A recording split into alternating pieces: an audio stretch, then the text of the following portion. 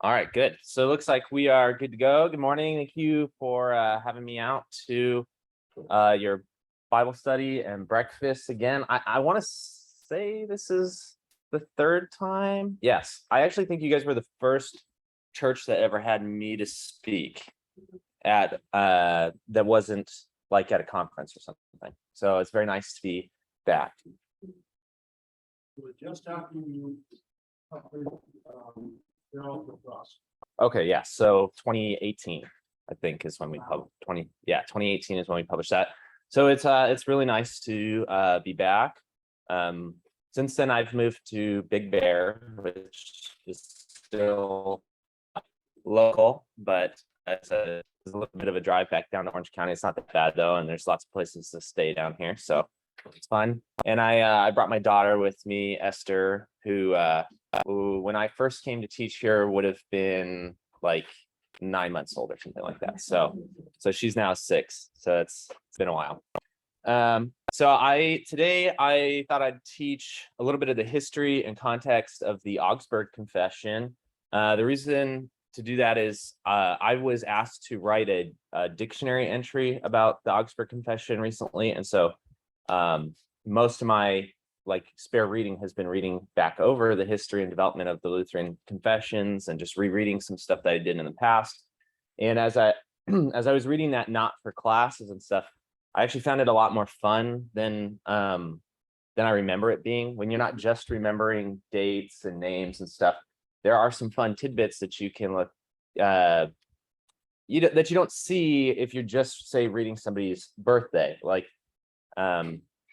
some of the main players at Augsburg are like 27 years old, 30 years old, not very old. And so I actually think it's kind of more fun when you see than seeing somebody's birthday as, say, 1500 and realizing that 2 30-year-olds are arguing over the state of legal religion in the Holy Roman Empire, now Germany. So we will go over that.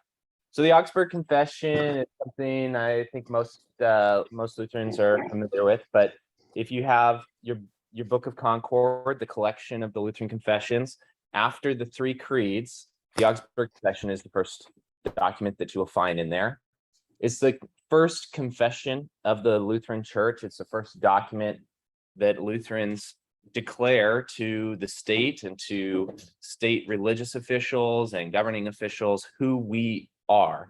That isn't just the ideas of Luther and Melanchthon and other teachers at Wittenberg sort of circulating around and sparking controversy. It's the first time they get to say this is how we would like to be defined. And that's important because if you remember some of the aspects of the early Reformation and maybe some of the fears, the legitimate fears that the Roman Catholic Church has about the Reformation, is that 1 million churches are going to pop up and they're all going to believe different things. There's not going to be anything unified, and that's going to cause not just sort of religious chaos, but also civil chaos, because there's going to be agreement on the unifying thing keep all together, which is sort of fear and love of God, right? And if you can't agree on those basic things, chaos is going to go around. And even the Lutherans recognize this, right? They reject many of the radical reformers who pop up, like Zwingli and various Anabaptists, and they're looking for some sort of unified confession of faith that maintains their Catholicity. That is, they are part of the universal church. They are part of the church going on. This isn't a radical church. This isn't a call for individual churches. This is a call to be the church. And so the Lutherans recognize this as much as the critics. And so they are actually, for several years, since 1517 and really since the 1520s, when Luther is condemned at the Diet of Worms, they're looking to establish this is Lutheranism and we'd like it to be legal, please. Because to this point, it is illegal to have a practicing church that is not part of the Roman Catholic Church, that isn't under Roman Catholic bishops and ultimately under the papacy. And so they want to have a legal operating definition. And in order to do that, they need everybody to agree. In the late 1520s, it looks like they're finally going to get an opportunity like that. And so Luther, Melanchthon, and another colleague that you've maybe heard of, Justice Jonas, get together, and they're commissioned to start writing documents about what this would look like. What would a centralizing document that just has all of basically an outline of the chief article look like? And they do that twice. They do in 1529, and there's the Articles of Schwabach, which is another province in the Holy Roman Empire outside of Wittenberg, and they meet together there. They're commissioned to do so by political officials. That's one of the kind of the themes when it comes to confessions, is that a political official commissions them to do this. They meet together and they come up with chief articles of faith that they think they're going to get to present to somebody, and they don't get to present it to anybody. It just kind of gets to sit there, and this ends up being a theme. And they do that one more time in early 1530, and those in another city, Torgau, and those become, you guessed it, the Torgau articles, and it's very similar to Schwabach. It's got the same set of authors. It's Luther, Melanchthon, Justice Jonas, and they come up with some chief articles of faith yet again that basically say this is what the Lutheran and practicing Lutheran churches confess, believe. This is what they do in worship on Sunday. This is how we practice and what we would like the legal definition of Lutheranism to be, so that we can regulate Protestant or Lutheran churches. And again, they're not really given an opportunity to do anything with these until a diet is called by the Holy Roman Emperor Charles V in 1530, and in the summer of 1530.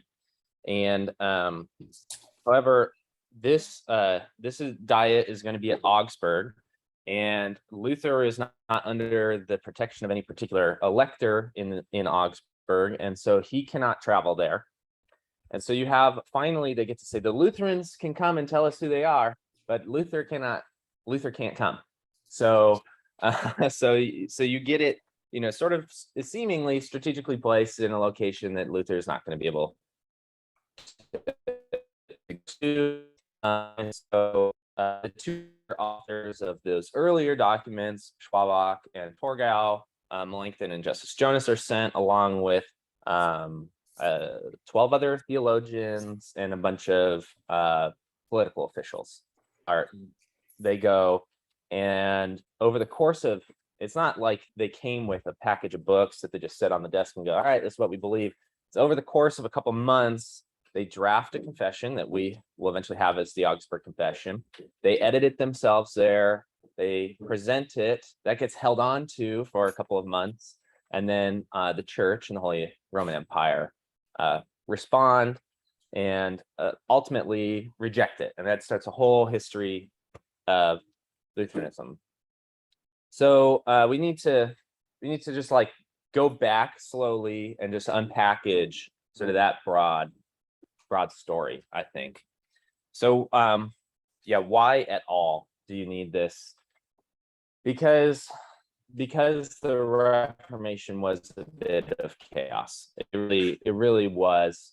And particularly it's chaos in the political realm, because the Holy Roman Empire doesn't just have internal threats with, say, radical reformers and stuff like this. There's a big looming threat, and that's, a Turkish or Muslim invasion of the Holy Roman Empire is possible at any given time during this period.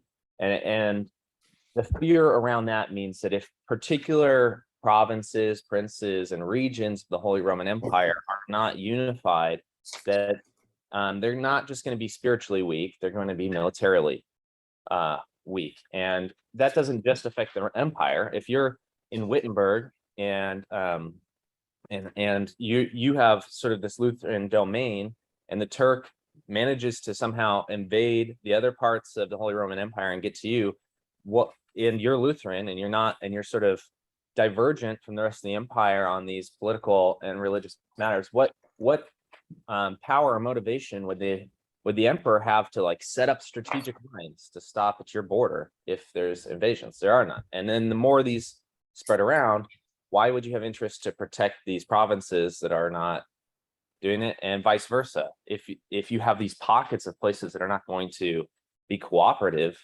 militarily, how are you ever going to hold a line of invasion? And everybody involved sort of understands that this is a problem. None of the electors or political rulers in the protesting states like this as any better than the empire does. Nobody wants to see their home ransacked.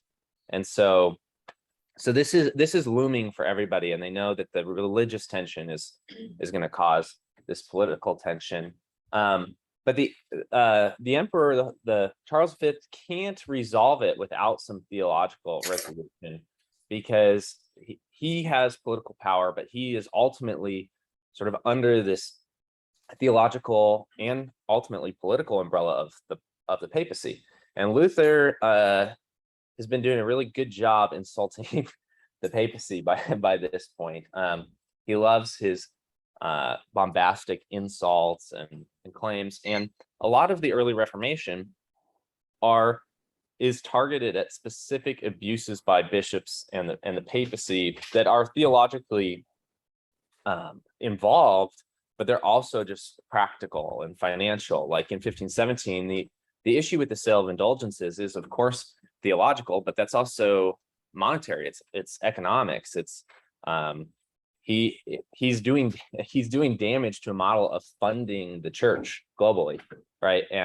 And ultimately that means funding the empire and all sorts of order. And so he's a big problem, and the papacy doesn't want to play nice, and so Charles doesn't really have an option in playing nice either. By 1522, when Luther's condemned, the goal is that Luther dies at some point, right? There is no, at least when it comes to Luther, not necessarily the Lutheran regions of the empire, there is no goal to reconcile with Luther. The goal is that he either dies of natural causes, or he's going to be traveling somewhere a little too unprotected, and somebody's going to be able to get him. Right? We would call it assassination today, but that would have been just legal bounty hunting on Luther's case at the time. And so that's the goal. There's not a goal to make peace with him, even if there is a goal to make peace with these various regions.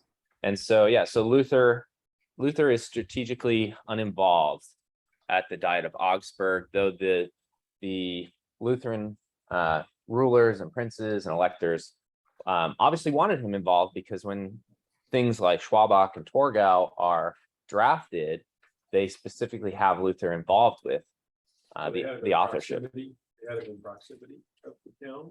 No, he was in Wittenberg, and they had couriers sending letters back and forth between that. So Luther, they go with these other articles, and Luther is sitting in Wittenberg, and Justice Jonas has a courier that's going back and forth with notes to people in Wittenberg. So back to Luther, back to faculty. How far apart are these? That's a great question, Steve, that I don't know. Do you know? No, Rick, you don't know? I don't. That's not one I remember. The courier is a couple days. I know in days, because of letters from that, like Luther originally believes are being delayed on purpose. So that actually gets to later. We'll do some funny stories between Luther and Melanchthon while this is going on. Now it would be like an hour or two by train. Yeah.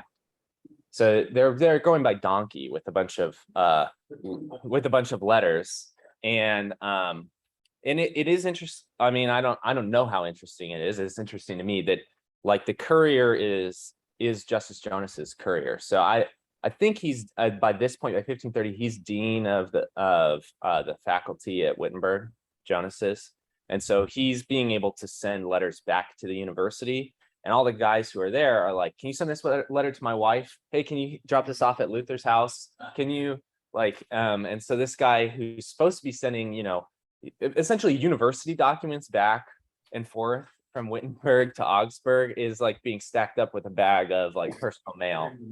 Yes. And the amazing part is you get this idea that like the courier, maybe opens the letter and reads it, it is curious. And so it's a 7-hour drive today still. Yeah. So I think the long delay that Luther talks about from a letter from Melanchthon back is 2 weeks.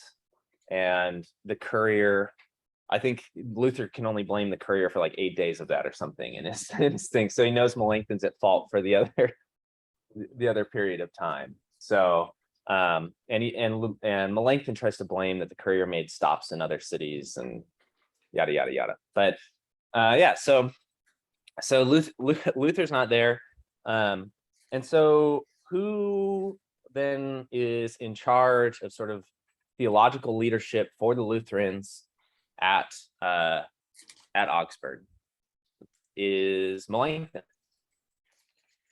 Melanchthon, Luther's number 2, is like handed the mantle of he will be theological leadership, and ultimately it means he has primary authorship of the Augsburg Confession.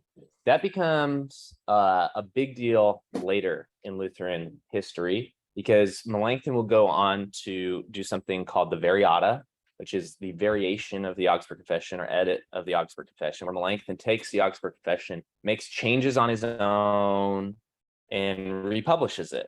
That happens 10 years, like the major one that's very controversial happens 10 years later. He does it 3 times total. He makes edits that he publishes in 1540, and Lucas re-releasing Star Wars. yes, it's like re-release. Yes, it would be like editing things out of Star Wars and republishing it, right? And going, this is, well, it's mine, right?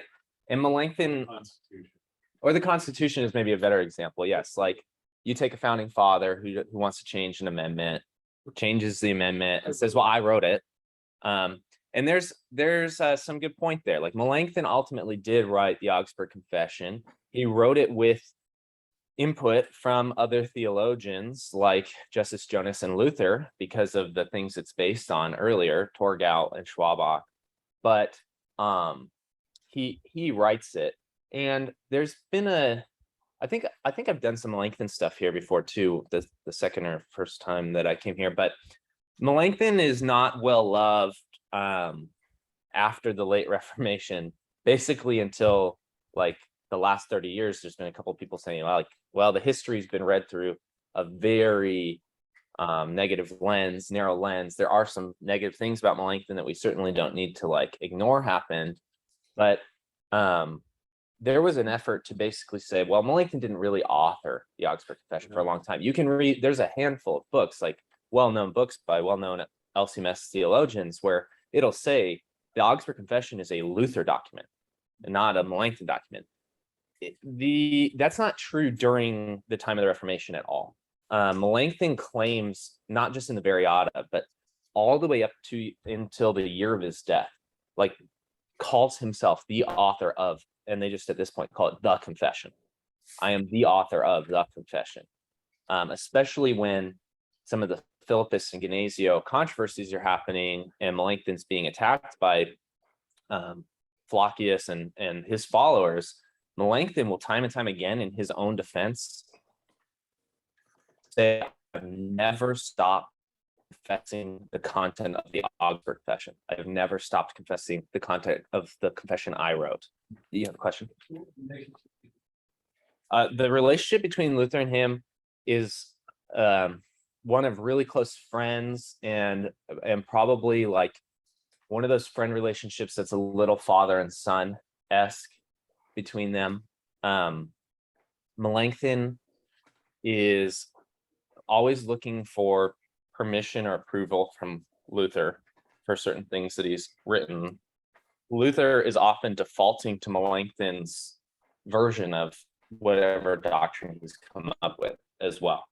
So if Luther writes something in a letter that starts getting, say, circulated as doctrine, and he starts getting criticized maybe for imprecision, he'll say, well, this is communicated just much more clearly in Melanchthon, and so you should read Master Philip's great say loci communis on the subject or whatever.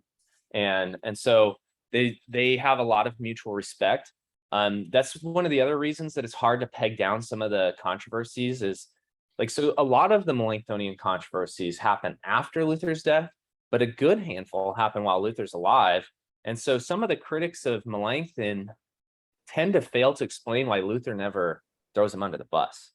So if there is this huge rift between Luther and Melanchthon on key doctrines that existed while the two were both alive, how come Luther never says anything?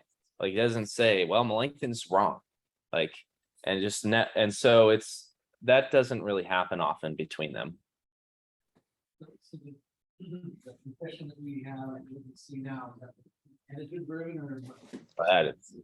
That is a good question. It is certainly not the version like word for word that was presented at Augsburg.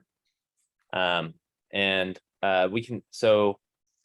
they write the document, Melanchthon writes the document, it's edited and reviewed by everybody. In fact, they even send a copy to Luther, who says, yep, this is great.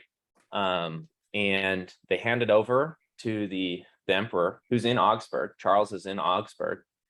And their theologians go over it and they never return it. They never return it. They never hand the document back. So they write this all down. They have, a copy. They give it to Roman officials, and they never see it again. Where the only copy. Yeah, It's in the Vatican Library. it's in the Vatican. That's the theory. It was seen in the 1600s in a library somewhere. I forget exactly who saw it, but somebody claimed to have seen it going through an archive. And then it disappeared, and it was either destroyed or the Pope is sitting above it today somewhere. So they handed everything they had over. Very naive of them, huh? After you would think after trying to kill Luther on numerous occasions and all sorts of things that they would not hand over things. They did have notes, so they had copious notes from the thing. And obviously, right, they send Luther like sections of the document in these letters. And so it's not hard to put back together. And we're also talking about people with extraordinary recall. Like it's hard to imagine just how much better their ability to memorize, like Melanchthon's ability to memorize, was than you or me today, even people who are practiced at it. They didn't have Google, yeah. I mean, Melanchthon wrote a comprehensive Greek grammar for teaching Greek to students at 16 years old. At 16 years old, he wrote a comprehensive Greek grammar that was then used in universities. He was a master's student at university at like 19, and was so annoying to the faculty there. Part of his annoyance is how he ends up in Wittenberg, is that he's too smart for his own good. He's a very well-trained humanist, so he's combing through Greek and Latin every day.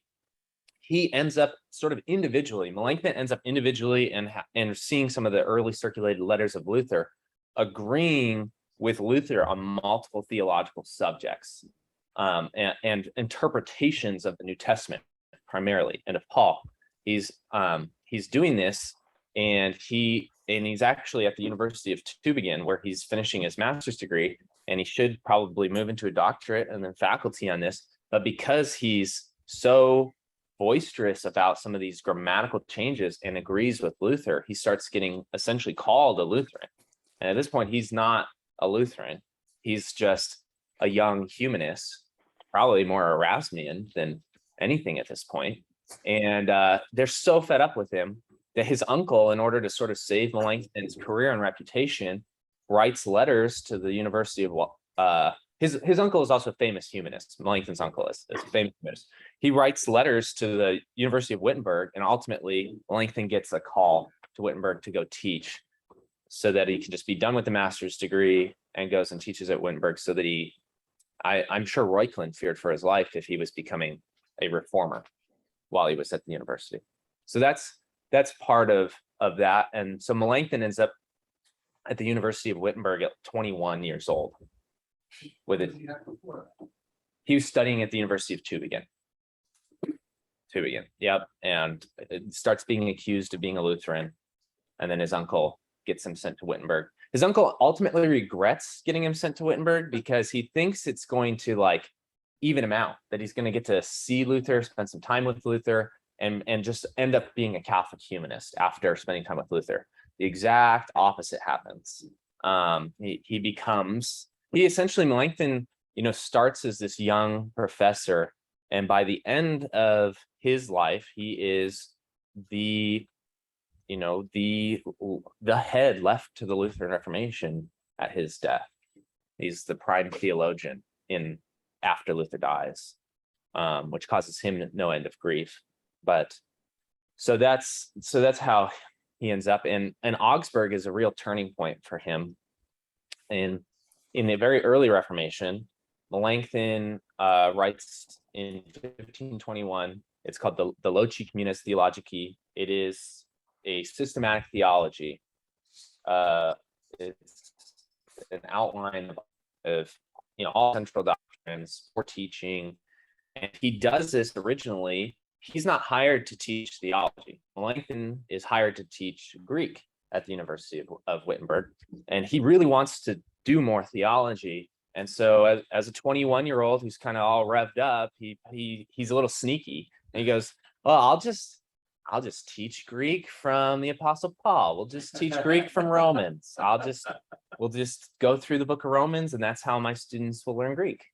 Romans, and very interesting, this hasn't been explored that much. The reason why, I think there's some exploring to do, but Romans and Homer side by side are what the lectures are. I think, if I had to guess, this has something to do with the will, actually, the will and election. But in Romans, which is central to the first Loci, the predestination is up front and forward in that first systematic theology, which is very unusual in systematics. And I think there's a possible connection with Homer and the will of the gods through the Iliad and the Odyssey and the such there. But yeah, and so he does that. Yeah, Luther comes to some of these lectures and see this and goes, "Oh, you're pretty good at teaching theology.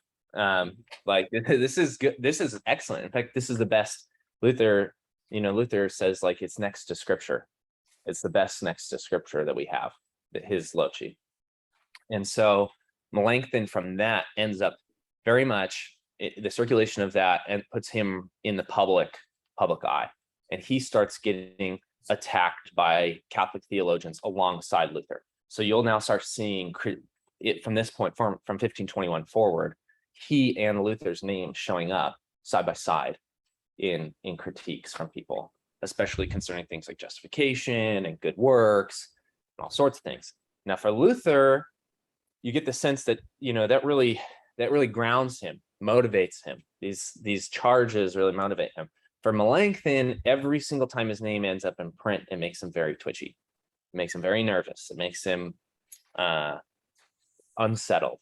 And so by the time he's now, 9 years later, 32 in Augsburg, he is still at this point super concerned about being attacked, not just in writing, but physically.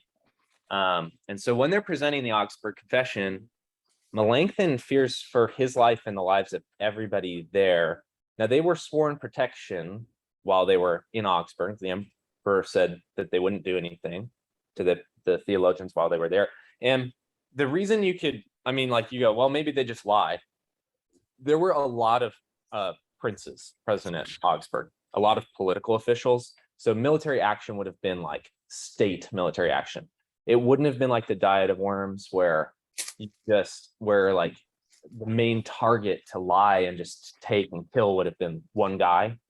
At Augsburg, it would have been not just this handful of theologians, but also, 12, 13 political officials. That's scary. That's a really big move for the empire to do, right? To kill 13 major political officials. So they had some protection, but Melanchthon thinks he's going to get kidnapped on the ride back home to Wittenberg and killed. And so he starts writing letters to Luther saying, like, I think we should add some concessions to this confession. So he writes this confession. He goes, I think we should maybe not condemn them for certain things. And he's like, maybe we can cut the difference on, say the mass. Let's just cut the difference on monastic vows. Let's just say we don't practice monastic vows, but let's just not say like we condemn monastic vows. How about we just do anything peaceable? And Luther's response to him is funny. He's like, you seem like you're worried about dying. You know what? If we die, we die, and Luther will just and God will just raise up new reformers. Because if this is the will of God and how He wants the church to go, we can die. We're just instruments, and God will just raise up new people. So why are you worrying about it? And Melanchthon's like, I'm worrying about it because I would die. Like yeah, like that's theoretical. yeah, it's no longer theoretical. And the best part is like Melanchthon seemingly wanting to at that time, right? So we talked a little bit like later in his life, he makes major claim to the Augsburg Confession. I wrote it. This is my document. He'll edit it.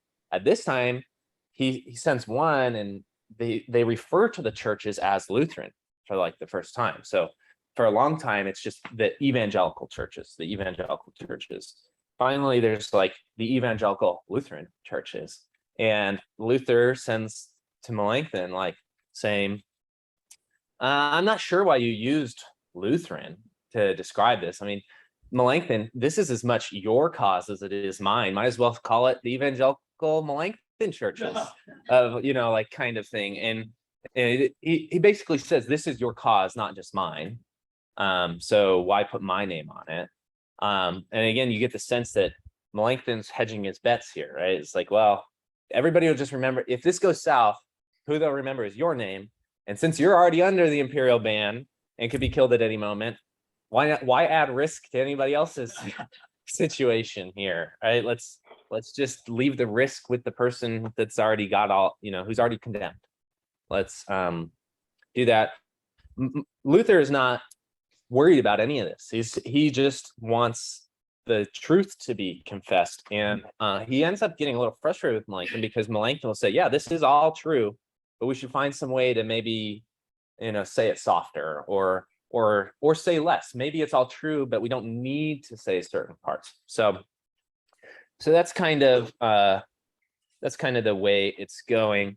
This is why the age thing is in part interesting to me, because Charles V, the emperor, is born in 1500. So the emperor is very young, and he is emperor during the entire Reformation. And so you have to think during some of the first conflicts, and let's say like the Diet of Worms, he's 21 at that. The emperor who has the authority to sort of condemn Luther, take his life, is a 21-year-old. And at that time, Melanchthon's only 2 years older than him. So at that time, Melanchthon's 23.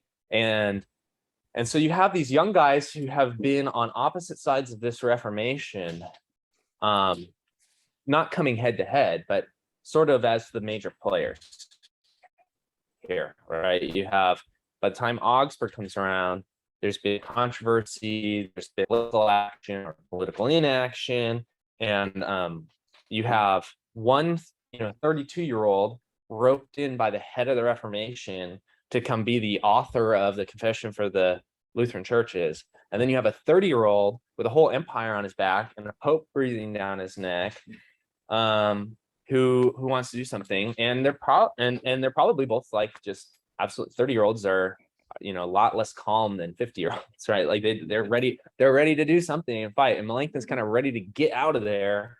And Charles is ready to sort of wishes he just had an empire that was. What is the life expectancy right now? I don't know what average life expectancy is. Melanchthon lives into his 60s. Early times in American 40-year-old is old. Right. Yeah. So 21 may not have been considered all that old in that era. Yeah, no, or that young even. No, you were an adult. I mean, like we said, Melanchthon was had published a Greek grammar by the time. Now he was still exceptional. This wasn't common. It is.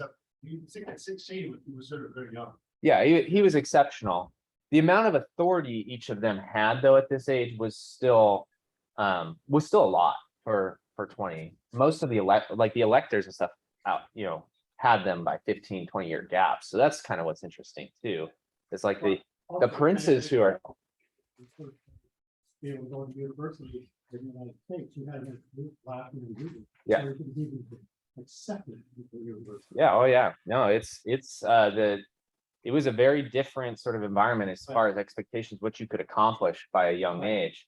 For sure. There's still some things that would be interesting, right? Like if you're a 45-year-old, 50-year-old prince at Augsburg who's being told by a 30-year-old punk that he's going to roll an army into your province and take over. I mean, that's going to be weird, right? You're not going to like that. You wouldn't like me coming in here and say, I'm going to come bulldoze your church. Like that's because you confess something different. So there's definitely some interesting tensions there. And the thing to know is like at a teaching faculty position without Melanchthon doesn't have a doctorate when he gets his teaching faculty position at 21, and being the emperor of the Holy Roman Empire in your late teens, you have a lot of authority eventually. Like in the next 5 years, those two people gain a lot of authority very quickly at a very young age. Very little experience.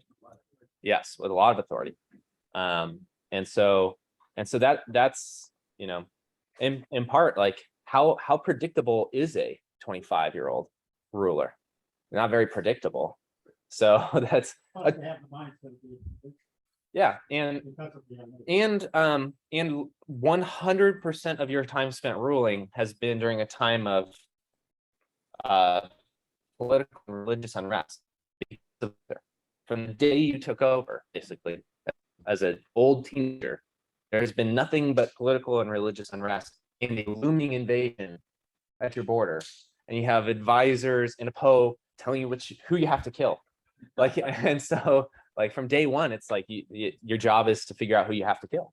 And so yeah, and Melanchthon is so aware of this that he's just like all that occupies his mind is that like the number one thing the empire could do to stop this Reformation is to just very swift military action. Melanchthon is worried about like swift military action.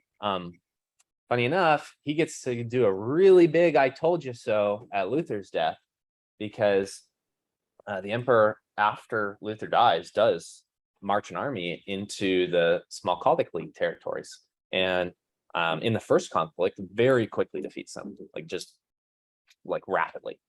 And Melanchthon's alive during this period of time, and basically gets to go like, look, I was right. Like Luther was the only thing stopping him from rolling in.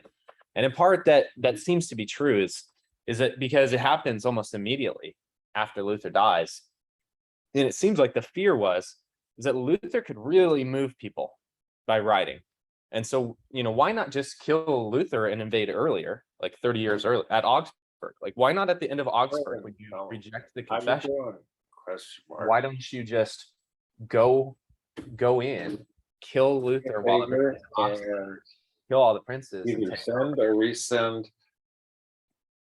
And they the answer is that like with one letter, they're afraid that Luther can raise essentially a peasant's army, right?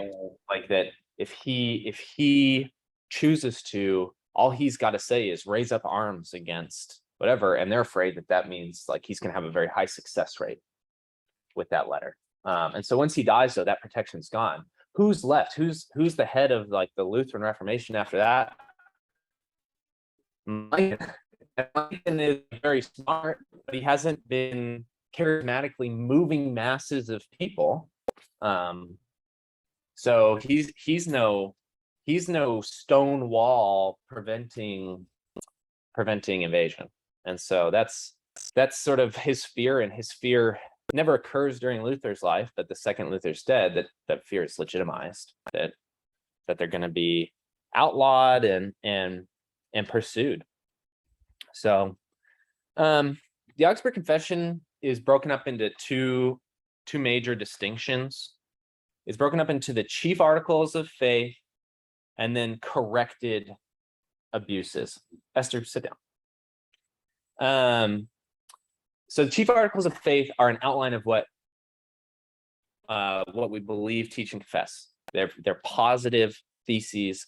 They're very creedal. They follow the creeds. So it starts with God the Father, then we get sin and the person and work of Christ and justification. And so we get all of that. The corrected abuses are distinct because they're not just condemnations. They are not just, this is the Roman Catholic Church is pursuing this abuse and we condemn this abuse. They are things that in practice Lutherans have stopped doing, or that these Lutheran churches have stopped doing. And those include things like we've stopped prohibiting the marriage of priests. We've stopped performing the sacrifice of the Mass as a re-sacrifice. We've stopped the distribution of the Lord's Supper in one part. We actually distribute both the host and the cup to people, etc. And so when they present this, it's not just as a, hey, you're wrong. It's, you're so wrong that we have not been we have stopped these practices for upwards of 10 years in certain cases. And what we're demanding is sort of that the universal church would stop doing these practices, that these are practices that are not part of scripture, that they, in fact, they're not optional even, they're not something you could do, they're something you must stop doing in order to practice properly as a church. And so that's where I think a lot of Melanchthon's fears rest, is in the sort of the stop, and not just like, we think it's sort of not ideal to stop priests from marrying. It's like we, in fact, we like force marriages on our priests here in Wittenberg, and Luther is sort of known for aggressive matchmaking role. He like forces Melanchthon to get married. So it's certainly interesting, and Melanchthon's definitely worried about this. And so that's those two parts. We got positive, then we have we've stopped doing and you should stop doing also pieces of this. The positive theses are interesting because all of the excitement happens sort of in the first four articles. And the first three really lead up to the fourth article. So you have in the first article, you have just a basically straight creedal affirmation of God, of who God is. Very, very much like the Apostles' and Nicene Creed, just there. Then you get a very sort of basic outline of sin in Article 2, with one sort of caveat about original sin in there that ultimately ends up being specifically rejected. So in Article 2, and then you have who is going to deal with our sin next in Article 3. You have the person and work of Jesus Christ. And again, there's really nothing, there's nothing new at all or radical in the third article. It's just who Christ was, what his life was, death and resurrection. Church, this one is like the church should be able to sign off on this because you all confess the Apostles' Creed, you all confess the Nicene Creed. This is, and then we get to Article 4, and they say essentially this is what these three in conjunction mean, which is that you are justified by grace through faith on a crown of Christ alone, and that you are counted as righteous on account of the work of Christ that was outlined in Article 3 alone, and not by works. And that's where the problems really start. And from there, every other article essentially is a way of describing how faith and righteousness are distributed to people in lives of Christians and through the church. And so you have articles on the church, you have articles for baptism, you have articles for the Lord's Supper, you have article on confession and absolution, and that's the real sticking point. It's not just confession or confession and at that time penance, it's confession and absolution, which again it's all about reflecting how Article 4 is delivered. And you can see that through the entirety of the chief articles of faith, they are all about that delivery of Article 4. And so, but this is something that they preemptively know is where the disagreement is. And so if the empire is not going to allow them to to confess Article 4, everything after it is going to completely sort of crumble, because each article is dependent on that justification by Christ alone section. And so this does end up being a problem, because they then hand this over and it just disappears for like 3 months. I guess it's not quite 3 months, but from July to September, they possess this and they're working up responses. Digesting. Yeah, and everybody else is just sitting there. That's when I have this book. This is Luther Letters of Spiritual Counsel. It was translated by Tappert. There's a Tappert version of the Book of Concord that is the predecessor to this blue Book of Concord that we have today, the Kolb and Wangert edition. The Tappert is the predecessor to that. Tappert translated a bunch of these, are literally just letters from not just at Augsburg, but from all over Luther's life to people who of just spiritual, sometimes practical advice, personal in nature. And this is when a lot of the back and forth between Luther and people happen, is in this multi-month waiting period. In fact, a lot of the letters from Melanchthon saying like maybe we should make some concessions are after they've already handed over the Augsburg Confession, and they haven't gotten a response yet. And as the response is taking longer and longer to get, Melanchthon is getting more and more nervous. He's like, this, like they should have either just accepted or denied this by now. Like, what's going on? And so as he's getting itchy, he's like, well, maybe we should maybe we should already concede on places we know that they're going to disagree. Like maybe we should, because we know they're going to reject this one. Right, we know they're going to reject this prohibition on vows. That we know that. So let's just say you can take a monastic vow. Yeah, and Luther is just like, hold the line, don't freak out. He's like, if I could come to Augsburg, I would. I would. Like I'd be there in 5 seconds, and we'd be okay. And so he's just trying to convince him to hold the whole line. They ultimately do. They do not submit concessions during this 2-month period. They just sort of wait in agony. And as always, like Melanchthon definitely just has so many of these I told you so moments. He was not right that they were going to kill them all, but they rejected it like wholesale. Sans a handful of the articles, including Article 1 on God, Article 3 on Christ. Article 2 is one of the ones it's partially accepted. They accept like a general overview of the corruption of sin, but they reject their clause on original sin in there. And so Melanchthon ends up right, and they send them back to wherever they came from. So in Melanchthon's case, Wittenberg and stuff like that, with it's called the Confutation. And it's an outline, like the Augsburg Confession is an outline of just all of the rejected positions. Except this time, now that he's back in Wittenberg, Melanchthon is actually quite fired up in his response. And now that he's not afraid of dying, he is commissioned to write a response. And this is part of the proof of like Melanchthon really is the author of the Augsburg Confession. He's back in Wittenberg. You commission Luther to make the response if Luther's really the true secret author of the Augsburg Confession.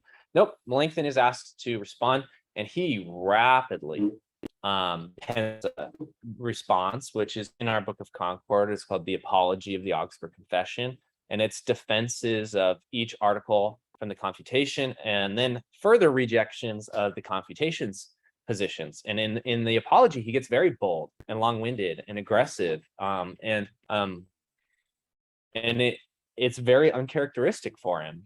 But it ends up being essentially the second confession in the Book of Concord. At the time, the apology is an appendices to the Augsburg Confession, and that's an interesting sort of way that confession worked.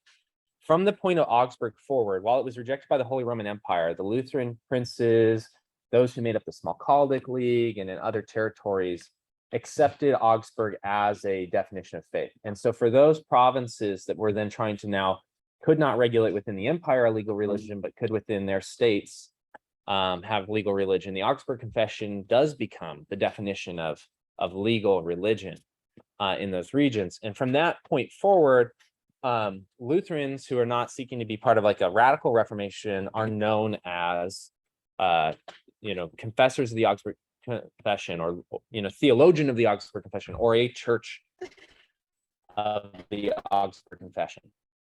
Basically from that forward until the formation of the Book of Concord and its sort of ratification in 1580. So a whole 50 years later. So for 50 years, the Augsburg Confession is the reference, even when other documents are written. So like our Book of Concord has the apology. The apology is a defense of what's in the Augsburg Confession. So you don't really have to subscribe to the apology to subscribe to the content of the Augsburg Confession.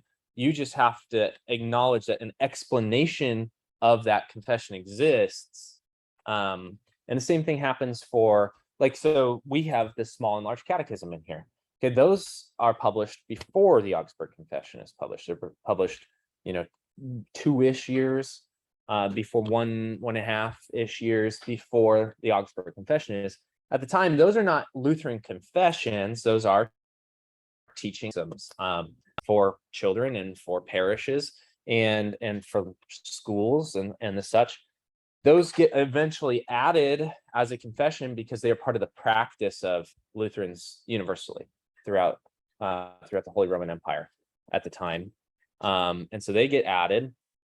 We have the power and primacy of the Pope and the Smalcald articles, both at the time, not confessions in the same sense of the Augsburg Confession. They're commissioned responses that are circulated, adopted, and used and taught in churches and universities and stuff, but they're not specifically written as confessions. They're later just added.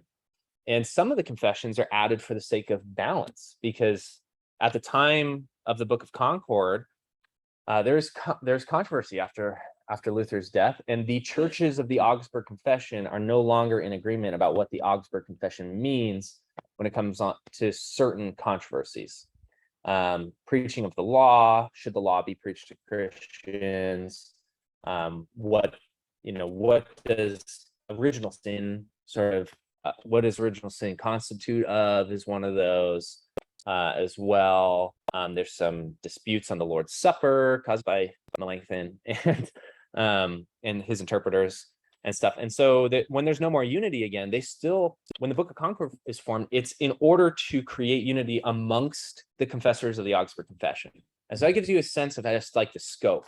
It's not nothing ever written after it is intended to be a replacement of the Augsburg Confession. They are either added because in practice these things are used, like the catechisms, or because they are clarifying questions people or disagreements people have over the content of the Augsburg Confession. And so the goal is usually always to come back to that confession of faith, either an explanation or defense. And so it is today for Lutherans, it is our central confession of faith. The Augsburg Confession is, and it really always has been. And so you can have the Lutheran confessions, and really most of them are reflexive of or a defense of this particular confession. So that, I think, unless you guys have some continued questions, that would be the history and context of the Augsburg Confession. It's interesting short. that all of the argumentation there surrounding the Augsburg Confession seems to come back to your introductory remarks about this Greek professor who's using Homer Yeah. and the Romans as parallel text to teach Greek. Yeah. And the ramifications of that corresponding with Luther's ideas of salvation by grace. Yeah, Melanchthon's sort of propensity to edit himself, things like the Variata, so he alters the Augsburg Confession. He alters it. The key place that's good to remember where he alters it is on the Lord's Supper. He alters the wording of sort of what the presence of Christ is. He alters it, to be honest with you, in a very minor way. It's actually, if you were to read a translation of it and you didn't know it was the Variata, you wouldn't find anything offensive in there. There's nothing that says like Christ is not present bodily, he's only present spiritually or something like that. So it doesn't read like a Calvinist sort of presentation.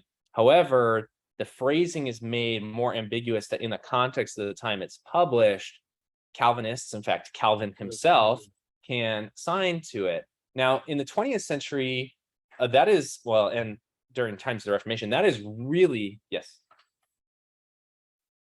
Okay, go for it.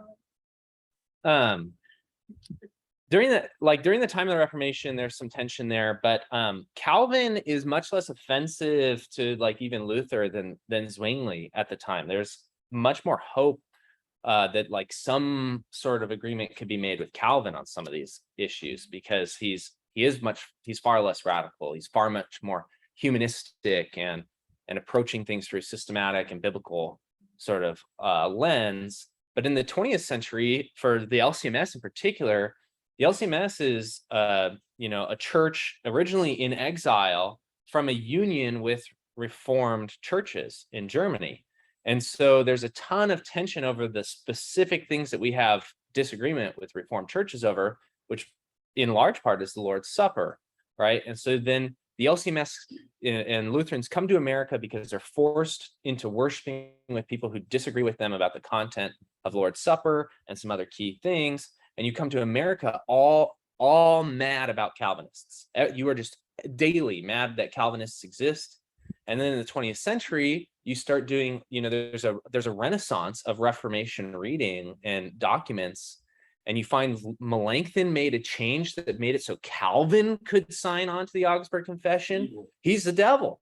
We hate the Calvinists. Don't they know about the Prussian? Didn't they know about the Prussian Union back in, and so there's a renewed lens to read this like through that period of time, because the context of 19th and 20th century confessional Lutheranism is that it was forced to be part of a more universally reformed church, and Melanchthon seems to be somebody who, if you followed closely, might be the cause of some of that back in the 1500s. That's not exactly one for one to the truth, but it is interesting. And at the time, like with the Formula of Concord and the Book of Concord is in part a collection of some Luther documents just to calm some people down. I mean, like functionally, the small and large catechism are in there so that it wasn't just Melanchthonian documents. At the time, the Philippists had gathered together a bunch of Melanchthon's writings after Luther's death. It was just a collection, Philip's collection, essentially. Now, Melanchthon didn't put it together himself. Students and admirers and interpreters did. And it included the Augsburg Confession and the Apology and the Loci and some catechisms from Melanchthon. And it was being circulated around as the Lutheran Confessions. This is the compendium of what Lutherans believe, and Philippists were circulating this around. And obviously, sort of these Lutherans who really followed Luther and didn't believe in some of the additions being made by Philippists, or disagree with phrasing like works are necessary for salvation, was a real sticking point of Philippists. They really, time and time again, anytime you talk about justification, they'd be like, well, you really need works too. You really got to have them. or in the Lord's Supper. They were some of the Philippists were insistent that the Variata was a better rendition of the Lord's Supper because it would allow for more churches to be legally protected under this legal Lutheranism and stuff.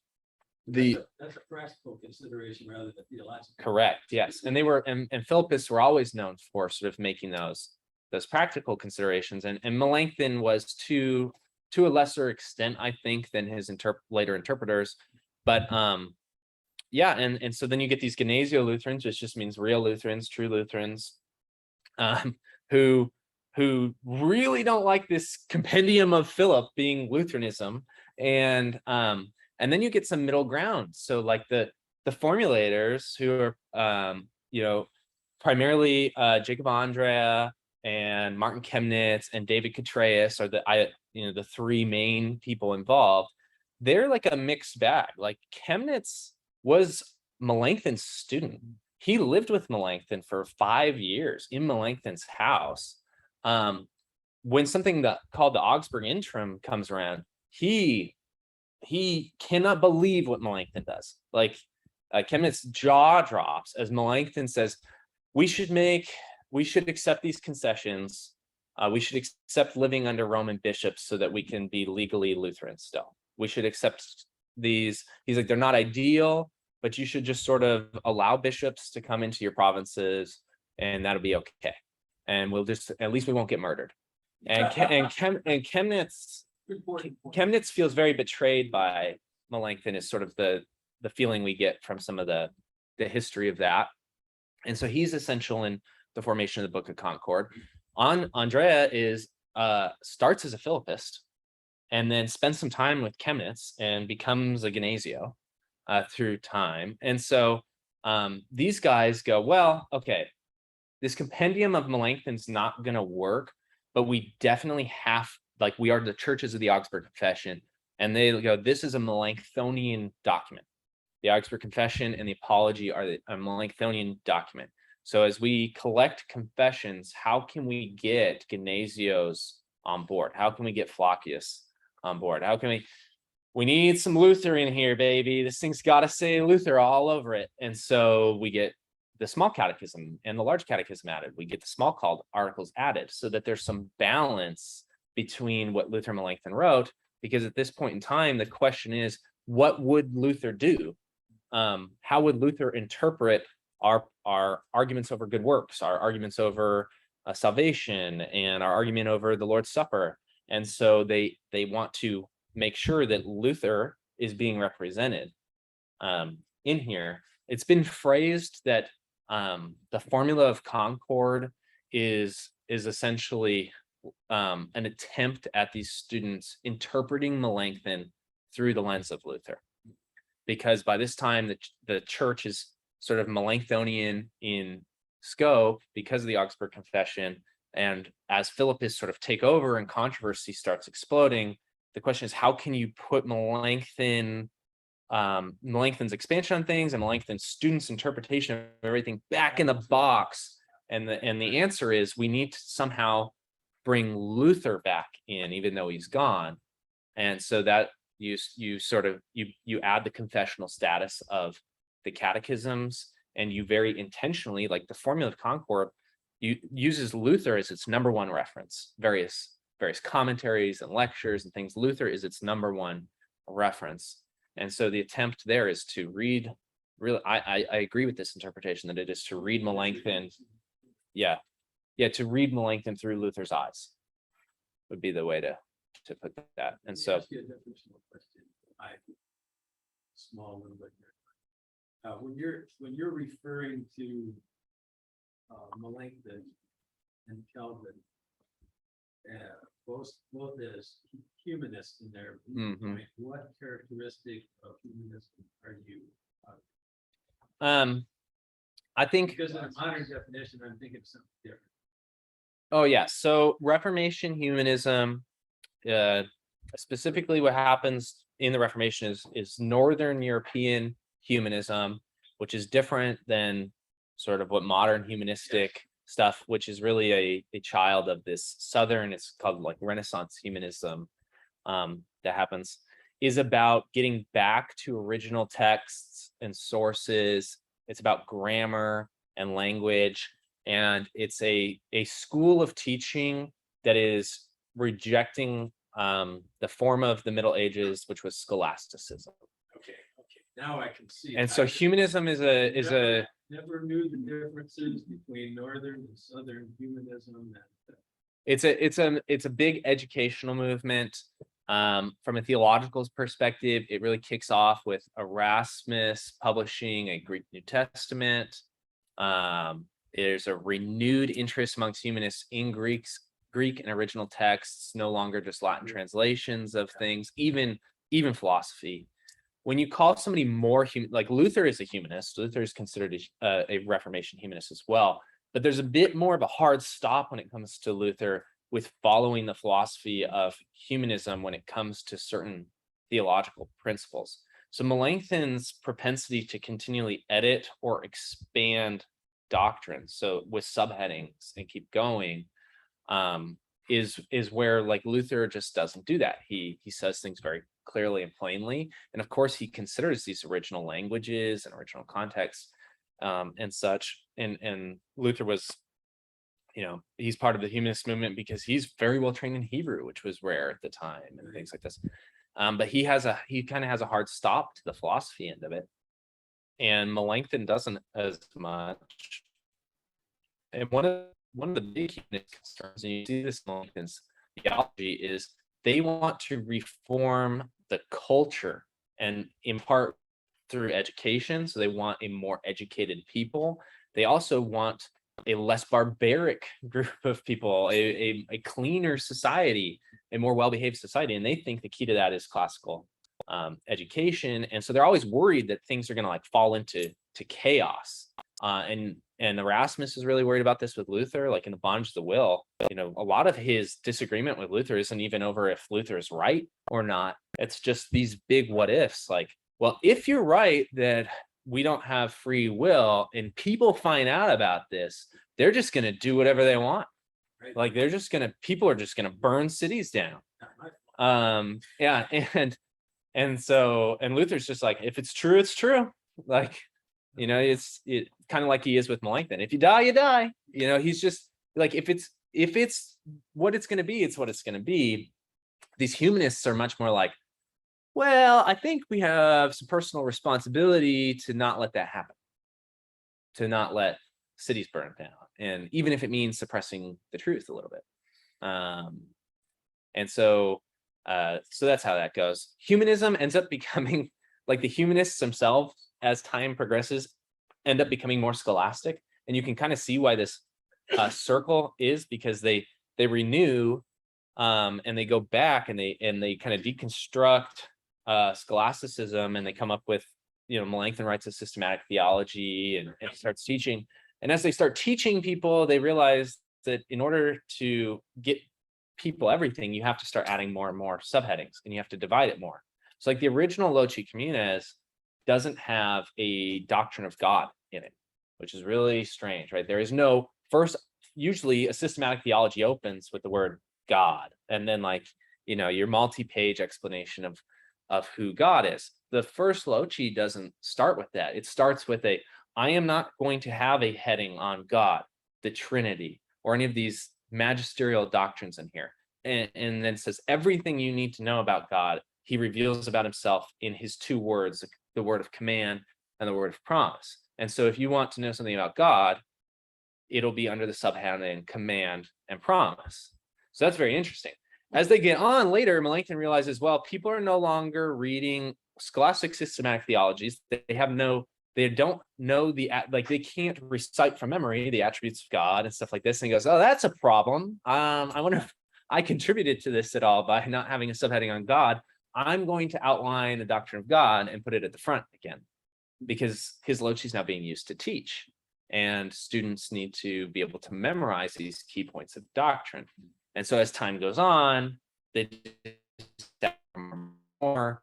Same happens with the Calvin and the Reform side of things. It becomes much more scholastic, and by the late 1600s, there's a full blown scholastic revival, right? And you get this Reformed scholasticism, Lutheran scholasticism return, and that in Lutheranism that eventually evolves into pietism, because as a reaction to the scholasticism, and so it's all this big can't find neutral ground kind of stuff. So, and it really makes sense if you see that like a handful of those initial people, like Luther and Melanchthon, they're humanists and they're really well educated humanists, but they're also completely educated in the scholastic tradition.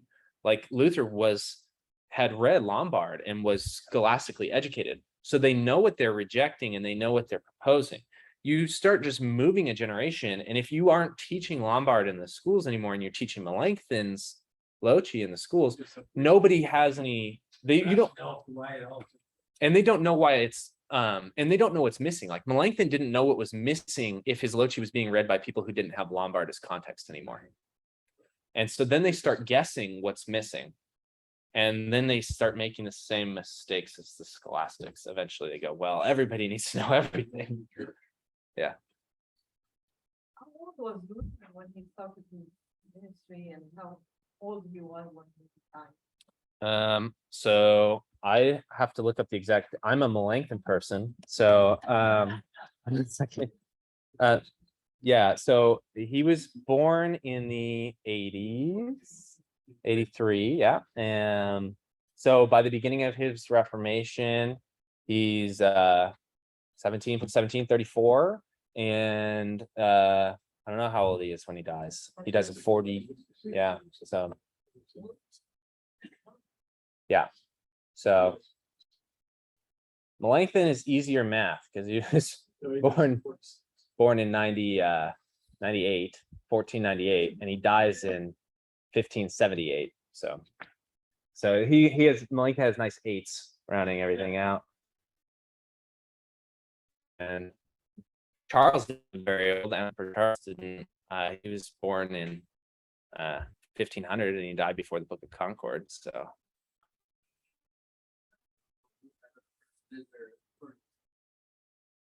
Which other person?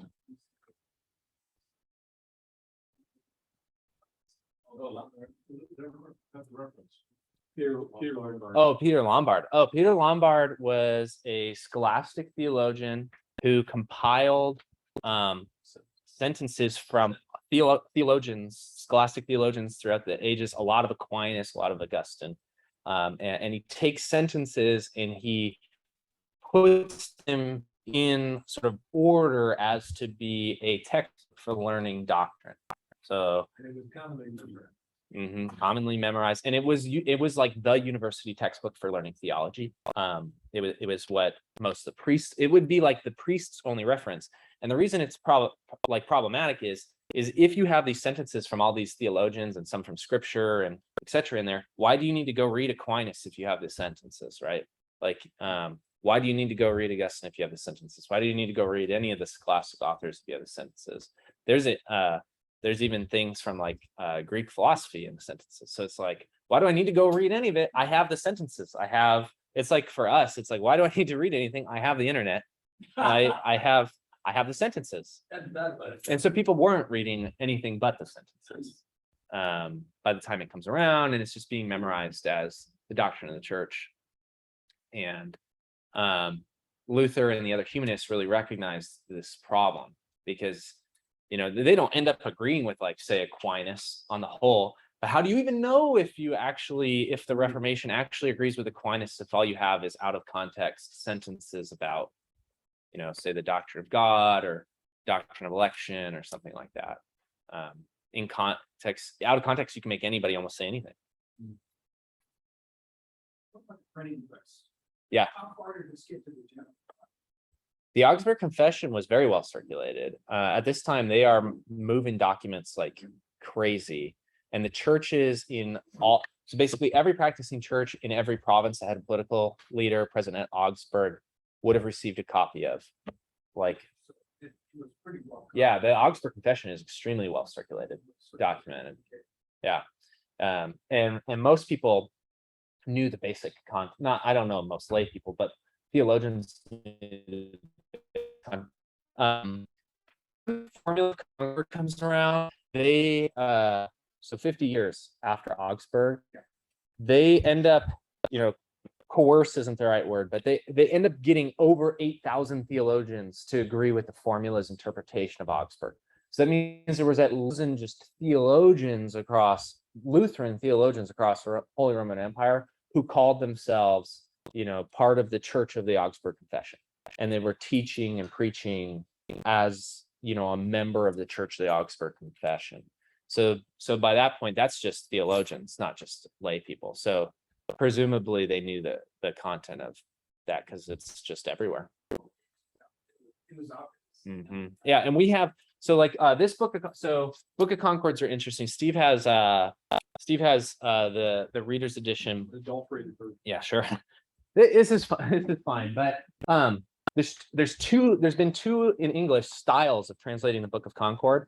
One is so this Concordia one, the reader's edition one, is in this style of translating the entire 1580 Book of Concord as it was presented.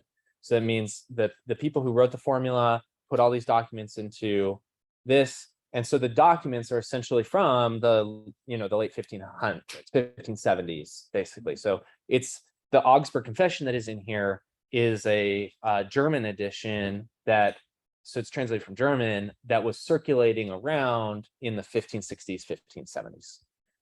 So that's what's in this one. This blue one in the Tappert one that I was talking about, which is red, is essentially follows a critical edition line of translation, which is how a lot of Bibles would do it. For instance, with Scripture, which is they went and they found the oldest version of the Augsburg Confession that they could find, and that's what's translated in here. So it's not the one that is in the 1580 Book of Concord. It's not majorly different. That's the good news, right? It's much like when we have Bible translation stuff. It's not like whole articles are missing or something like that, which is great. But that there's a different line of translation. So this is a best documents. So they go, well, okay, the Book of Concord is made up of the Augsburg Confession, the Apology, the Small and Large Catechisms, Power and Primacy of the Pope, Small Called, and the Formula. Let's get the best documents of each one of those together, and we will translate those, and that's Book of Concord. And then the other one is just saying, no, in 1580, the formulators put together a Book of Concord.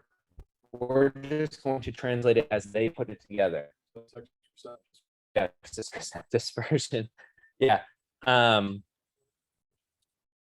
Nowadays, there's, I would say, basically two that are commonly used. It would be this blue one, which is called Wangert Book of Concord, and then there's the Concordia one. They're both fine. The Concordia one's easier to read. It's a transliteration of an early English one where it's not retranslated. It's just updated language, English. This one is a sort of retranslation of documents and an alteration of that older one called the Tappert version, which was one of the first sort of best document ones. For research and stuff like that, I prefer this. In congregations, it is usually the Concordia one that would be used. So because technically the LCMS subscribes to the 1580 Book of Concord. So like your pastor in your church congregation as a whole in there would like as a wholesale document 1580 Book of Concord. And so the churches are supposed to use that one for like teaching and preaching purposes. And then this one is supposed to be for research and but if you're just a lay person, it doesn't matter. So, you can do whatever you want.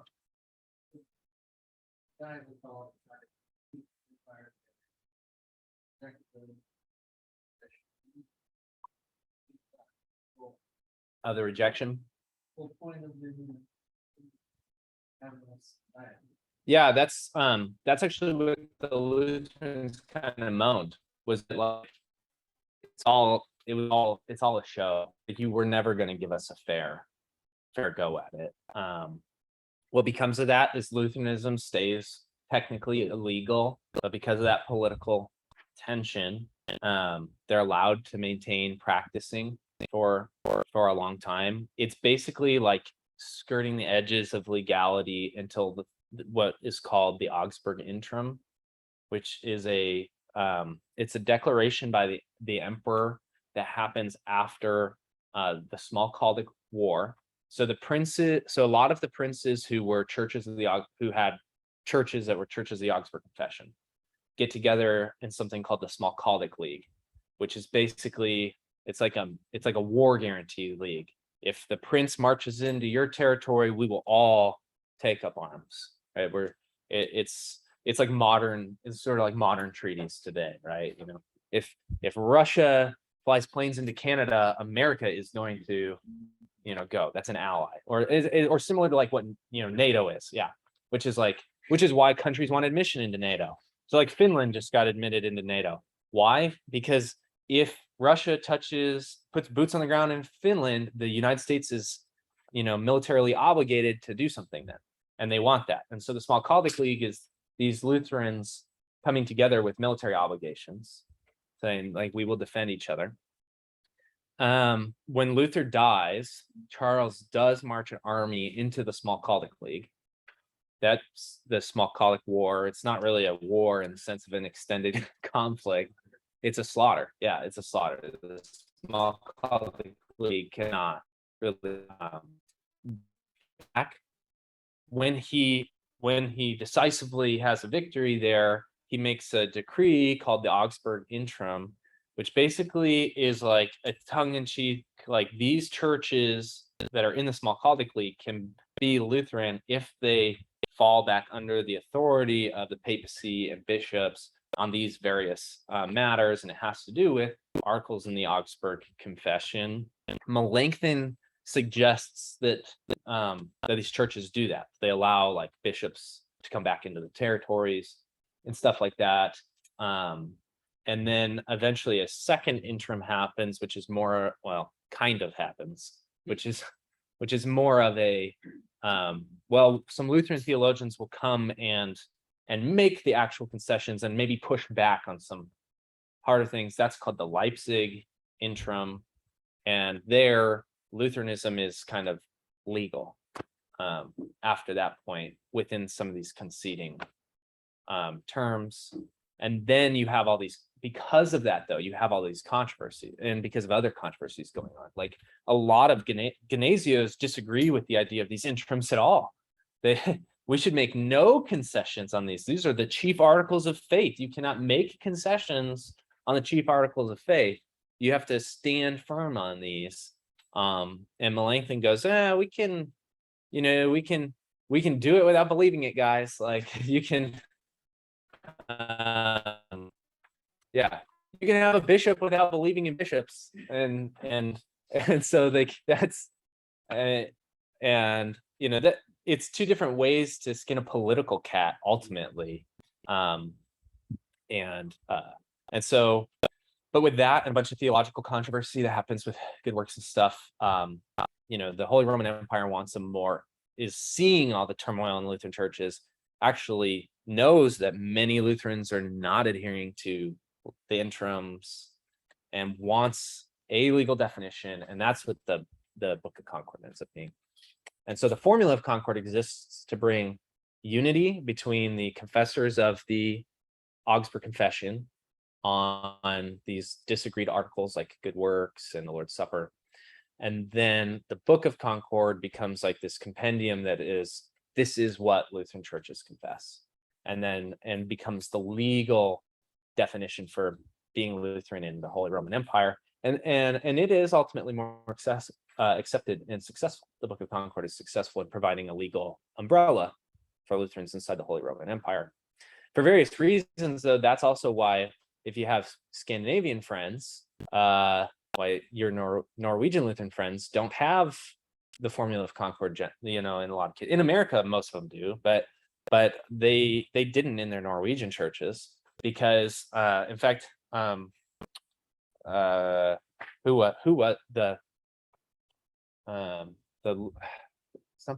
somebody, I forget who it was, but called the Formula of Concord that German plague, because because they didn't want it to even like get circulated in Scandinavia, because the controversies that the Formula of Concord was made up of were not present in Scandinavia. They weren't arguing about good works necessary for salvation, if the law should still be preached in their churches. They didn't have an argument over the real presence of the Lord's Supper and stuff. And so it was believed that the Formula of Concord being circulated there would create those disagreements, since they didn't exist there. Because the disagreements were particular to specific German theologians and their political habits. So without Melanchthon in Norway and without Flacius in Norway and stuff, why would any of this stuff be there? And so so it was never circulated in Norwegian Lutheran churches. And they just had the Augsburg Confession. They just were churches of the Augsburg Confession, which is what ultimately still even the theologians who had the Book of Concord would have still referred to themselves as the churches of the Augsburg Confession. And today our churches still say we are churches of the unaltered. Now we add unaltered just to make sure we're not Melanchthon. Unaltered Augsburg Confession. And so, yeah, but and again, that does happen because some of these Philippists do want the Variata to be the confession. Yeah. But yeah, it's very complicated. Confessional documents are not as simple as like, this is just what we thought was true. It's like, of course, it's like, this is the theological concern is that this is an interpretation of biblical truths and it's coherent with scripture and is part of our confession. The problem is that the why and the what and the when of the presentation of all these documents is very politically and personally motivated and complicated. And so it makes application today, difficult because, we want to confess the truths that are in here, but we don't live in the Holy Roman Empire under the threat of imperial march, and we don't actually have to have a legal definition of Lutheranism. Like there's no legal definition of Lutheranism in the United States. And so, unfortunately, I mean, in many ways, right? Like confessional documents become really interesting when there is no, when there's religious tolerance. It's like, a lot of people ask, why haven't we written why no Lutheran confession after the Book of Concord? I mean, it's not that there haven't been, like, some people will answer, well, because every theological truth is this, or debate that happens after this is essentially could be covered by something in the Book of Concord, right? Well, that was true even at the time of the Augsburg Confession. That's why they're all interpretations or apologies to it. The difference is there's no there's religious tolerance. There's no reason to have to define ourselves before a governing body who could kill us or make Lutheranism illegal or whatever. Like, if the history of the West becomes really violent towards religion, could we see the need for a confession again? Possibly, if they even cared. But in a world where there's religious tolerance, writing new confessions is sort of a practice that would only happen for inside of your churches. And then if churches disagreed, they'll just leave and become their own church, right? Like we saw this in the ELCA. When the ELCA changed its practices on ordaining ministers, 2 new church bodies popped up. So even if they wrote a new confession, how are they gonna enforce it when congregations will leave and become the NALC and the LCMC? It's like, and so Spirits of the Catholic Church regarding the Reformation were true in terms of fracturing the church. Yeah. So unless political history changes on us, which it might, we never know that stuff. There's probably not going to be a new confession until you have to legally define yourselves again. and then there might be, or there might not be. You might just go, yep, Book of Concord, that works. So, well, pretty cool. Oh, Esther. Yeah. No, there doesn't. Yeah, that's right. Right. Yeah, and it's really interesting, right? Like on paper, the ELCA has a Book of Concord as its confessional document. Yeah, on paper, Yeah, historical document, yeah. So even then it's an interpretive game, and that's that's the positives and negatives, the ebb and flow of religious freedom. The other option, if history has anything to say, is like, so we can be like, it can be really uncomfortable that there are Lutherans allowed to exist who, like, doctrinally speaking, have no tie to what we would call historic Lutheranism. But if history of Lutheranism teaches us anything, the other option is killing the people who disagree with you, right? Is like marching to the church in the next city over and killing their pastor and their theologians, and saying you're now, a church of the Augsburg Confession again. I'm not sure we want that either. So you kind of get, you got to. Charles V was also king of Spain. Yeah. I remember watching the Conquest of Paradise movie. Columbus, Conquest of Paradise, Christopher Columbus, Conquest of Paradise. And they start with the witch burnings. Yeah. Oh, great world they have there. Yeah, great. Yeah, great. And the accusations, like a lot of the accusations that come to Luther just come from sporadic theologians who then get the ear of the church. And so like anybody could turn an empire against you, or maybe another well-penned theologian could become your burning. Yeah, I'm not sure I like that alternative. I've had a lot of people disagree with particular, theological positions I've held. I'm glad that I can't be put on trial and hung for those positions. So yeah.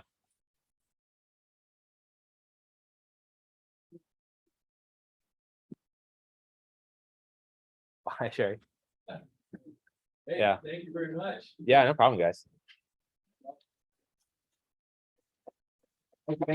Thank you. All right, thank you very much, everyone. We'll talk. And we'll see you next month. We're not sure who we're gonna have yet, but we'll find out. All right. Brian. Thank you. Thanks, John.